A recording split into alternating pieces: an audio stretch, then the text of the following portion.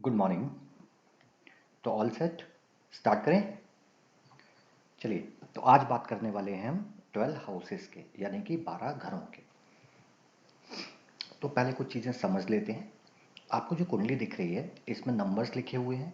ये नंबर यहाँ पे राशियों से इनका कोई संबंध नहीं है। ये घरों की संख्या है, यानी कि ये पहला घर है, ये दूसरा घर है, ये तीसरा घर है और इसी क्रम में 12वें घर तक यहाँ लिखा हुआ है।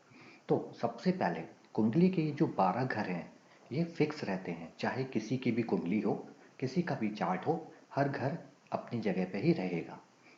दूसरा, हर घर जो 12 के 12 घर हैं ये हमारे जीवन के किसी पहलू को, किसी पक्ष को दिखाते हैं। तो इसका मतलब जब आपके पास कोई समस्या आती है तो उसके लिए आप संबंधित हाउस को या घर को या भाव को देखते हैं। तो चलिए बढ़ते हैं अपने पहले हाउस की तरफ। जैसा आप देख सकते हैं, पहला घर जिसे हम लग्न कहते हैं। तो देखते हैं लग्न से किन चीज़ों पर विचार किया जाता है। सबसे पहले जातक की शारीरिक बनावट कैसी होगी, बॉडी कैसी होगी। दूसरा आता है जातक का रंग रूप कैसा होगा, यानी कि दिखने में कैसा होगा, इस चीज़ का विचार पहले घर से किया जाता है। फिर ओवरऑल हेल्थ क्या होगी। सामान्य प्रेडिक्शन किया जाता है कि ये जातक जिंदगी भर बीमारी से परेशान रहेगा या एक सामान्य हेल्दी जिंदगी बिताएगा। तो इसका प्रेडिक्शन के लिए भी पहले घर को यूज़ किया जाता है। फिर आता है पर्सनैलिटी ट्रेट, यानी कि व्यक्तित्व। व्यक्ति कैसे सोचता है, व्यवहार कैसा करता है, सोचता कैसे है, चीज़ों को कैसे देखता है, नज़रिया क्या है, इंटरेस्ट क्या है। एक नॉर्मल व्यक्तित्व का विश्लेषण पहले घर से किया जाता है। बॉडी पार्ट्स की बात करें तो सर जो है वो पहले घर से विचार किया जाता है। तो इससे संबंधित समस्याओं के लिए पहला घर देखा जाएगा। और सबसे महत्वपूर्ण, कुंडली का पहला घर आपको पूरे चार्ट की स्ट्रेंथ बताता है कि चार्ट मजबूत है या नहीं है। कैसे इंटरप्रेट करते हैं ये आगे सीखेंगे। बस अभी के लिए समझ लीजिए कि आपको सबसे पहले पहला हाउस देखना है पूरे चार्ट को समझने के लिए। बढ़ते हैं अपने दूसरे घर की तरफ, दैट इज सेकेंड हाउस, जिसे हम धन भाव कहा जाता है। तो जैसा नाम से जाहिर है, सबसे पहली चीज़ जो आप देखेंगे यहाँ पे वो है आपकी वेल्थ, असेट्स, यानी आपने कितनी संपत्ति अर्जित की है या करेंगे। इसका विचार दूसरे घर से या सेकंड हाउस से किया जाता है। दूसरा घर कारक है वाणी का, स्पीच का। तो वॉइस संबंधी कोई प्रॉब्लम है तो उसके लिए सेकंड हाउस से विचार किया जाता है। इसके बाद आता है खान पान। जातक की फूड हैबिट्स कैसे रहेंगी, किस तरह का खाना पसंद आएगा, इस पर विचार दूसरे घर से किया जाता है। दूसरा घर है आपके परिवार का, आपके कुटुंब का। दूसरा घर है आपका बैंक और बैंक बैलेंस का, जो कि संपत्ति और असेट्स भी शो करता है। साथ में अगर मैं बात करूं अकाउंट सब्जेक्ट की, तो अकाउंट सब्जेक्ट के लिए भी हम सेकंड हाउस पर विचार करते हैं। बॉडी पार्ट्स में आपकी दाईं आंख, चेहरा और फेस यानी माउथ, सॉरी, इस पर विचार किया जाता है। एक छोटा सा एग्जांपल देखिए। मान लीजिए कोई व्यक्ति आया, ओरल कैविटी हो गई। किस चीज़ पर विचार करेंगे। देखिए, कैविटी होगी माउथ में, तो यहाँ है माउथ। और कैविटी किससे होगी, खान पान से। यानी कि इस तरह से आप हाउस से इफेक्ट निकालते हैं कि ओरल कैविटी के लिए आप सेकंड हाउस को देखेंगे, क्योंकि इट्स रीजन फूड है और माउथ में होगी। इस तरह से एनालिसिस में हेल्प मिलती है। आगे देखते हैं इम्पॉर्टेंट, मृत्यु कैसे होगी, डेथ कैसे होगी, सोर्स ऑफ डेथ क्या होगा, इसका विचार भी सेकंड हाउस से किया जाता है। जब हम अयोध्या पढ़ेंगे, मैनर ऑफ डेथ निकालेंगे और कैलकुलेट करेंगे पीरियड, उस समय समझेंगे कि कैसे इसका उपयोग करना है। बढ़ते हैं तीसरे घर की तरफ, थर्ड हाउस, जिसे हम बोलते हैं पराक्रम हाउस। तो इससे आपका आत्मविश्वास, करेज कितना है, मेंटल स्ट्रेंथ कितनी है जातक में, उस पर विचार किया जाता है। इसके अलावा छोटी भाई बहन आपके जो हैं उनका विचार किया जाता है तीसरे घर से। कम्युनिकेशन, संचार, मतलब आप किसी मैसेज को किसी और पर्सन को कैसे डिलीवर करते हैं, बहुत एफिशिएंट है उसमें या नहीं कर पाते, इसका विचार सेकंड हाउस, थर्ड हाउस से किया जाता है। क्रिएटिविटी, कितनी रचनात्मकता है, कितना क्रिएटिवली आप काम करते हैं, इसका विचार तीसरे घर से किया जाता है। आपके नेबर्स यानी कि पड़ोसी या उनसे संबंधित परेशानी के लिए भी आप तीसरे घर को विचार करते हैं। इसके बाद आता है छोटी यात्राएं। जब शॉर्ट जर्नीज की बात करते हैं तो उसका कारक भी है तीसरा घर। राइटिंग और पब्लिशिंग, अब चूंकि यहाँ पे हमने पढ़ा कम्युनिकेशन और हमने पढ़ा क्रिएटिविटी, तो राइटिंग क्या है? अपनी बात को कम्युनिकेट करना क्रिएटिविटी के साथ। तो जो अच्छे राइटर्स होते हैं तो उनकी सक्सेस या फेलियर में थर्ड हाउस का बहुत बड़ा योगदान होता है, या फिर जो राइटिंग और पब्लिकेशन के प्रोफेशन में होते हैं उनके लिए तीसरा घर महत्वपूर्ण हो जाता है। बॉडी पार्ट्स में दायां आपका कान और आपकी भुजाएं जो हैं वो तीसरे घर से देखी जाती हैं। और महिलाओं यानी फीमेल की कुंडली में ब्रेस्ट का जो पोर्शन है उसके लिए भी तीसरे घर से विचार किया जाता है। बढ़ते हैं अपने चौथे घर की तरफ। फोर्थ हाउस कुंडली का, जिसे हम सुख भाव कहते हैं। सबसे पहली चीज आपकी हाउस प्रॉपर्टी यानी आपका घर, जमीन, जायदाद, इसका विचार चौथे घर से किया जाता है। चौथा घर कारक है गाड़ियों का भी। चौथा घर इंपॉर्टेंटली कारक है माँ का। आपकी मदर से रिलेटेड कोई भी चीज़ है तो उसका विचार चौथे घर से किया जाता है। चौथा घर कारक है एजुकेशन का। हालांकि कुछ लोग पांचवें घर को एजुकेशन का कारक मानते हैं, लेकिन हम फिलहाल चौथे और पांचवें घर दोनों को लेके चलेंगे, आगे समझेंगे कि ऐसा क्यों होता है। तो कुल मिला के चौथा घर ओवरऑल कारक है भौतिक सुख सुविधाओं का। उसके साथ में मानसिक शांति, मेंटल पीस आपको अगर मिलती है तो उसका कारक है चौथा घर। हैप्पीनेस और कंफर्ट, यहाँ पे मतलब क्या है? आपके पास हाउस प्रॉपर्टी है, आपके पास व्हीकल्स हैं, लेकिन क्या आप उनका उपभोग कर पा रहे हैं? आपको उनसे खुशी मिलती है, कंफर्ट है उनसे? इसके लिए चौथे घर पे विचार किया जाता है। बॉडी पार्ट्स में हार्ट, चेस्ट और लंग्स के जो पोर्शन है उनसे संबंधित समस्याओं के लिए भी हम चौथे घर पे विचार करते हैं। और रिवर और ब्रिज, नदी और जो पुल जो बनते हैं उनसे संबंधित चीज़ों के लिए भी चौथे घर से विचार किया जाता है। एक छोटा सा एग्जाम्पल हम देख लेते हैं, बहुत फिक्स रूल नहीं है ये। दूसरे घर आपको बताता है कि मैनर ऑफ डेथ क्या होगा, और चौथा घर आपको बताता है रिवर। तो 2 और 4 का संबंध हो गया, तो हो सकता है कि उस व्यक्ति की डेथ का रीज़न रिवर हो जाए, हो सकता है हार्ट अटैक हो जाए, हो सकता है व्हीकल का एक्सीडेंट हो जाए। इसके लिए और भी कॉम्बिनेशन होंगे, और ये तब की बात है जब हम ये देख रहे हैं कि क्या इस पीरियड में इस व्यक्ति की मृत्यु संभव है, ये उस समय काम करेगा। फुल इंटरप्रिटेशन हम आगे बढ़ चल के देखेंगे। तो भाई तरीका है हाउस को कंबाइन करने का। बढ़ते हैं पांचवें घर की तरफ। पांचवा घर त्रिकोण कहलाता है। कुंडली के सबसे ऑस्पिशियस यानी शुभ स्थानों में इसकी गिनती होती है पांचवें घर की। फेम, अथॉरिटी, पावर, नाम, शोहरत, इज्जत, ये सारी चीज़ें हम पांचवें घर से देखते हैं। तो आप समझ गए होंगे कि अगर कोई कुंडली है जो पॉलिटिक्स से रिलेटेड है, या इन्फ्लुएंसर है, या जिनकी ज़िंदगी में इन सब चीज़ों की बहुत ज़रूरत है, उनके लिए पांचवा घर बहुत इंपॉर्टेंट हो जाता है। बिल्कुल आएगा, वो भी आएगा। देखिए, पांचवा घर कारक है संतान का, चिल्ड्रन का, बच्चों का। पांचवा घर कारक है इंटेलिजेंस का, विद्वता, व्यक्ति कितना विद्वान होगा। अब चूंकि ये कारक है विद्वता का, इंटेलिजेंस का, इसीलिए कुछ लोग एजुकेशन से इसे जोड़ के देखते हैं। पर हम इन दोनों को कंबाइन करके आगे अपनी स्टडी करेंगे। पांचवा घर कारक है स्पेकुलेशन का, सट्टे का, बैटिंग का। पांचवा घर कारक है मंत्रा और एस्ट्रोलॉजी का, जो आपने पूछा। तंत्र मंत्र या मंत्रोच्चारण करने में जिनको महारत है या बहुत इंटरेस्ट है, उनका पांचवा घर इन्वॉल्व होता है। पांचवा घर होता है एस्ट्रोलॉजी के लिए। तो अगर आप एस्ट्रोलॉजर हैं और पांचवा घर स्ट्रांग है तो एस्ट्रोलॉजी भी होगी, और साथ में आपको नेम भी मिलेगा, फेम भी मिलेगा। तो इट डिपेंड्स, इस तरह से कॉम्बिनेशन निकल के आ सकते हैं। राशियां जरूर मायने रखेंगी, इसमें हम आगे डिस्कस करेंगे। मैंने आपको पहले भी बताया था कि रिजल्ट आएगा हाउस से, लेकिन कौन सा आएगा और किस नेचर का आएगा ये डिपेंड करेगा राशियों पे, वो आगे समझेंगे। पांचवा घर लव अफेयर का कारक है। तो 5 और 7 का संबंध बताता है कि लव मैरिज होगी कि नहीं होगी। ये 5 और 7 से देखते हैं। अफेक्शन, इमोशन, बंदा इमोशनली ना ज़्यादा किससे जुड़ा हुआ है, क्या सबसे ज़्यादा पसंद आता है उसे, कहाँ बहुत ज़्यादा चीज़ें पसंद है, इन सब का विचार पांचवें घर से किया जाता है। और बॉडी पार्ट्स में एक आपका बैक का पोर्शन और दूसरा रीढ़ की हड्डी की सारी समस्याओं के लिए हम पांचवें घर से विचार करते हैं। इसमें प्लानिट भी जिम्मेदार होते हैं। आगे जब प्लानिट करेंगे इसके बाद तो हम समझेंगे कि कैसे मैच करती हैं चीज़ें। तो ये था पांचवा घर, याद रखिएगा त्रिकोण बोलते हैं इसे, और कुंडली के ऑस्पिशियस स्थानों में गिनती होती है। इसका जो लॉर्ड है, मालिक है, वो सामान्यतः अच्छे रिजल्ट देने के लिए बातें हो जाता है। छठवां घर त्रिक भाव। त्रिक भाव का मतलब है दुष्ट स्थान, बुरा घर। क्यों कहते हैं बुरा घर, देख लेते हैं। सबसे पहले इससे विचार करते हैं आपके एनिमीज का, शत्रुओं का। इस पे विचार करते हैं आपकी बीमारियों का, रोग का। छठे घर से विचार करते हैं कर्ज का। कोई भी व्यक्ति नहीं चाहता कि उसके जीवन में ये तीन चीजें हों, इसीलिए इसे बैड हाउस या दुष्ट स्थान कहा जाता है। आपके नीचे काम करने वाले एम्प्लॉय, आपके नौकर, और साथ में नौकरी यानी जॉब के लिए भी छठवें घर को कंसीडर किया जाता है।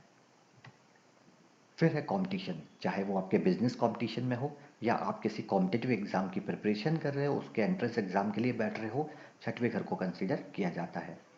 छठवां घर कारक है एक्सीडेंट का, लिटिगेशन और डिस्प्यूट। चूंकि भाव है शत्रु का, रोग का, कर्ज का, कंपटीशन का, तो ऑब्वियस सी बात है हाउस है लिटिगेशन का। ये घर आपको कोर्ट केस देगा, ये घर झगड़े देगा, वाद विवाद देगा, इन सारी चीज़ों का कारक है छठवां घर। छठवां घर एक अच्छी चीज़ का कारक है, वो है डेली रूटीन। डेली रूटीन आपका अच्छा रहेगा, आप प्रॉपर एक्सरसाइज करते हैं, तो जाहिर है बीमारियों से मुक्त रहेंगे। तो छठवां घर डेली रूटीन और रेगुलर एक्सरसाइज का भी कारक माना जाता है। आगे बढ़ते हैं। सातवां घर मुख्य रूप से विवाह स्थान के नाम से जाना जाता है। तो जैसा नाम है, शादी कब होगी, कैसे होगी, उसके लिए विचार करते हैं।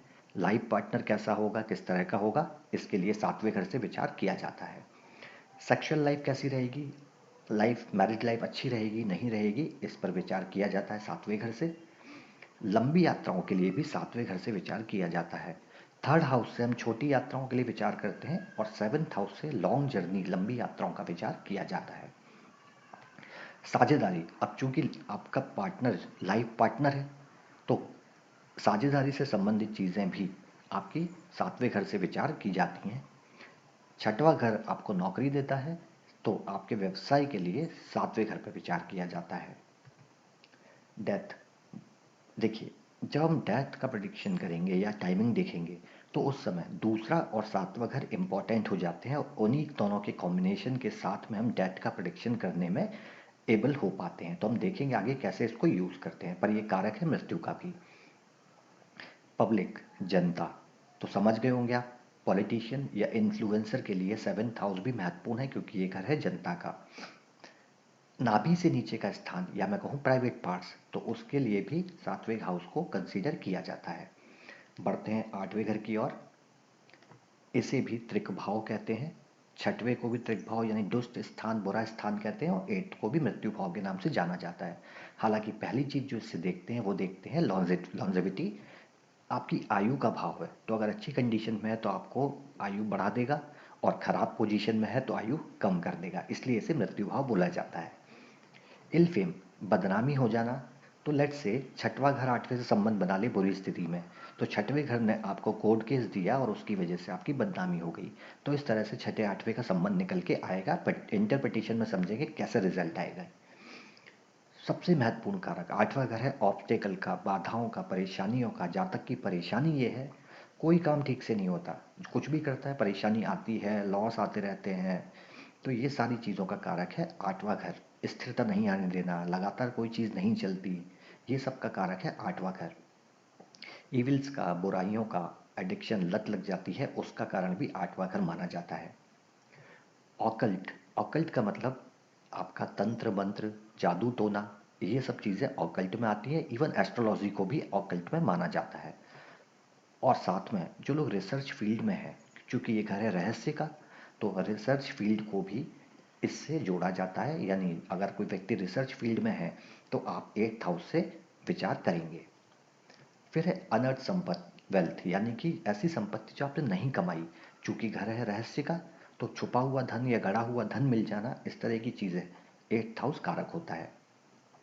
इनहेरिटेंस, विरासत, तो यहाँ विरासत का मतलब केवल संपत्ति नहीं है, समझिए छठवें घर ने आपको बीमारी दी और आठवें घर से कनेक्ट हो गया, तो वो हो सकता है बीमारी आपको जेनेटिक हो जाए, आपको अपने परिवार से मिले। तो इस तरह से कॉम्बिनेशन बनेंगे कि क्या चीज़ विरासत में मिलेगी, इट डिपेंड्स। ठीक है, आगे बढ़ते हैं। मानसिक चिंता, मानसिक बीमारी या मेंटल कुछ रहता है आपको प्रॉब्लम, तो वो सारी चीज़ों का कारक भी 8वां घर है, या इसीलिए इसे त्रिक भाव कहा जाता है। तो 6वां और 8वां दोनों हमारे त्रिक भाव हो गए हैं कुंडली में। देखते हैं नवम भाव को। भाग्य भाव कहा जाता है, और सबसे बड़ी चीज़ कुंडली के 12 के 12 घर में सबसे ऑस्पिशियस, सबसे शुभ घर नवम भाव को माना जाता है। ये भी एक त्रिकोण का भाव है और ये 5वें से ज़्यादा स्ट्रॉन्ग माना जाता है। इससे पिता का विचार करते हैं, आपके गुरु का विचार करते हैं और बॉस का विचार करते हैं। थोड़ा सा मतभेद है कुछ लोगों में, तो मैं एक्सप्लेन कर देता हूँ। क्योंकि दक्षिण भारत में 9वें घर से पिता का विचार किया जाता है और उत्तर भारत में 10वें घर से। इस डिबेट को हम यहीं छोड़ देते हैं। हम दोनों घर लेके चलेंगे और देखेंगे कौन सा घर काम करता है। ये कैसे होगा, ये हम इंटरप्रिटेशन में समझेंगे। नवा घर है अध्यात्म का, तो व्यक्ति की आध्यात्म रुचि होगी, आध्यात्मिक होगा नहीं होगा इसका विचार किया जाता है। नवा हाउस है हायर स्टडी, तो हमने देखा 4th और 5th हाउस आपको एजुकेशन देता है, लेकिन जब हम बात करते हैं हायर एजुकेशन की, उच्च शिक्षा की, तो हम जाते हैं 9वें घर पे। फिर है मेटाफिजिकल स्टडी, चूंकि ये घर है अध्यात्म का, ये घर है उच्च शिक्षा का। तो जब आप अध्यात्म में उच्च शिक्षा लेते हैं, यानी कि वेद, पुराण, ग्रंथ, इन सब की स्टडी में इंटरेस्ट जाता है, तो वो आता है 9th हाउस से। जैसा कि नाम है, 9th हाउस भाग्य का कारक होता है। आपका लक कितना अच्छा रहेगा, कितना साथ मिलेगा, इसका डिसीजन 9th हाउस से देखा जाता है। जांग जो रहते हैं उनका पोर्शन भी इस पर विचार किया जाता है। और विदेश भ्रमण यानी कि फॉरेन ट्रिप की बात हो रही है यहाँ, विदेश में सेटलमेंट की बात नहीं हो रही, मतलब बसने की बात नहीं हो रही। तो याद रखिएगा 9th हाउस आपको देता है फॉरेन ट्रैवलिंग। ठीक है, याद रखिएगा त्रिकोण है, 5 और 9 कुंडली के त्रिकोण होते हैं, सबसे ऑस्पिशियस भाव होते हैं, और 9th सबसे ज़्यादा स्ट्रॉन्ग ऑस्पिशियस घर माना जाता है। आगे बढ़ते हैं 10वें भाव पे। ये भी बहुत इंपॉर्टेंट हाउस है, बिकॉज ये आपका कर्म भाव है। देखते हैं इससे क्या क्या चीज़ों का विचार किया जाता है। पहली चीज़ है प्रोफेशन, आपकी आजीविका का जरिया क्या होगा, कैसा होगा, किस तरह का होगा, इसका विचार करते हैं। इन्फ्लुएंशियल पोजीशन, क्या इस जातक को एक अच्छी पोजीशन मिलेगी ऑफिस में या जहाँ वो काम करता है वहाँ उसके कर्म में। हाउस है कंडक्ट का, आप कैसा कंडक्ट करते हैं, एक्ट कैसा करते हैं, क्रूअल एक्ट करते हैं, सौम्य करते हैं, अच्छा करते हैं, बुरा करते हैं, उसका एनालिसिस करने के लिए 10वें घर पे विचार किया जाता है। सोशल स्टेटस, व्यक्ति को सामाजिक प्रतिष्ठा मिलेगी नहीं मिलेगी, मिलेगी तो वो स्टेटस किस फॉर्म में मिलेगी, किस रूप में मिलेगी, उसका एनालिसिस 10वें घर से किया जाता है। 10वां घर कारक है सरकार का, तो देखिए सरकार से संबंधित काम नहीं बन रहे तो 10वां घर जिम्मेदार होगा। दूसरा, अगर इन्फ्लुएंशियल पोजीशन है गवर्नमेंट में, यानी कि हो सकता है आप सरकार का हिस्सा बन जाए या आप खुद सरकार बन जाए, इसके लिए जिम्मेदार होगा 10वां घर, यानी कि अगेन पॉलिटिक्स के लिए भी 10वां घर जिम्मेदार होता है। बॉडी पार्ट्स की बात करें तो घुटने के लिए, उससे संबंधित परेशानियों के लिए 10वां घर जिम्मेदार होगा। 11वां घर, इसे बोला जाता है लाभ भाव। अब सबसे पहली चीज, नाम से जाहिर है, सबसे पहले आप 10वें भाव में कर्म करते हो और 11वें भाव से उसके रिजल्ट मिलते हैं। तो आपकी जितनी भी इनकम या गेन होंगी उसका कारक होगा 11वां भाव। अच्छी कंडीशन पे होगा तो आपको अच्छे रिजल्ट मिलेंगे, और खराब होगा तो आपको जो भी काम करोगे उसके रिजल्ट नहीं मिलेंगे। फुलफिलमेंट ऑफ डिज़ायर, आप क्या चाहते हो उसकी पूर्ति होना, फुलफिलमेंट ऑफ डिज़ायर, इसका कारक है 11वां घर। आपके दोस्त होंगे या नहीं होंगे, और होंगे तो किस लेवल के होंगे, किस तरह के होंगे, ये सबका विचार और आपकी नेटवर्किंग का विचार 11वें घर से किया जाता है। चलिए, आपके बड़े भाई बहन का विचार भी 11वें घर से करते हैं। तीसरे घर से हम विचार करते हैं छोटे भाई बहनों का, और 11वें घर से हम विचार करते हैं बड़े भाई बहनों का। एंकल्स और दाईं आंख, ये दो जो बॉडी पार्ट्स हैं, ये संबंधित है 11वें घर से। गुड न्यूज़, हाँ स्माइल आ गई। अब ये गुड न्यूज़ वो गुड न्यूज़ नहीं है। कभी आप देखोगे, आप वेट कर रहे हो, आपने कोई इंटरव्यू दिया या कोई एग्ज़ाम दिया या कुछ रिजल्ट का वेट कर रहे हो किसी भी चीज़ का, और अचानक से एक अच्छी न्यूज़ आ जाती है। ये कैसे होता है, 11वां घर इंक्लूड हो जाता है गोचर में। उस समय पे ट्रांजिशन में जब चलता है तो कहीं ना कहीं 11वें हाउस का अच्छा रिजल्ट दे देता है। तो जब हम कुछ चीज़ का प्रेडिक्शन करेंगे, आगे समझेंगे कि आदमी बोलता है कि ये ऐसा कब होगा, ये अच्छी चीज़ कब होगी, तो हम 11वें हाउस का ट्रांजिशन में रोल देखेंगे, आगे समझेंगे पूरा डिटेल में कैसे काम करता है। बढ़ते हैं अपने अगले घर की तरफ जो है 12वां घर। देखो 12वें घर को फिर से त्रिक भाव कहते हैं, यानी कि 6, 8 और 12 ये तीन घर त्रिक भाव यानी दुष्ट स्थान माने जाते हैं और इसे हानि भाव भी कहते हैं, नाम से स्पष्ट है। सबसे पहली चीज़ आप लॉस देखोगे, आपको होने वाली हानियाँ और आपके खर्चे भी 12वां घर दिखाता है। 12वां घर दिखाता है हॉस्पिटल और जेल। देखिए 6वां घर कुंडली का, ये जो 6वां घर है ये आपको देगा कोर्ट केस और 12वें से संबंध भेजेगा आपको जेल में। ये 6वां घर आपको देगा बीमारियां और 12वें से संबंध या तो आपको हॉस्पिटल में भेज देगा या आपका खर्चा बहुत कराएगा। तो इस तरह से हाउस के संबंध बनते हैं और उसका रिजल्ट आता है। अकेला 6वां हाउस आपको जेल नहीं भेज सकता, ये कोर्ट केस करा सकता है आपके ऊपर। तो इस तरह से हमें संबंध ढूंढने पड़ते हैं प्रेडिक्शन के लिए कि इसका रिजल्ट क्या आने वाला है। 12वां हाउस आपके इन्वेस्टमेंट को भी दिखाता है, 5th हाउस से भी इन्वेस्टमेंट देखा जाता है, हमने इसको भी इंक्लूड नहीं किया है, आगे हम डिफरेंस समझेंगे इसमें। फॉरेन सेटलमेंट, किसी का मन है विदेश में बसने का या उसे विदेश में फ़ायदा हो सकता है जाने से, तो उसका कारक होगा 12वां हाउस। बहुत दुर्गति वाली लाइफ में बहुत परेशानियां हो जाना या व्यक्ति सोसाइटी में अकेला पड़ जाए, लोगों में अकेला पड़ जाए या उसे अकेला रहना पसंद हो, ये सब का कारक है 12वां घर।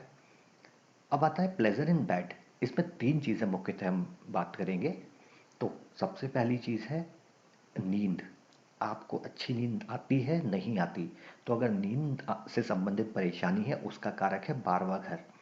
फिर हस्बैंड और वाइफ के बीच में फिजिकल रिलेशन कैसे हैं, अच्छे हैं नहीं हैं, उसका कारण है 12वां घर।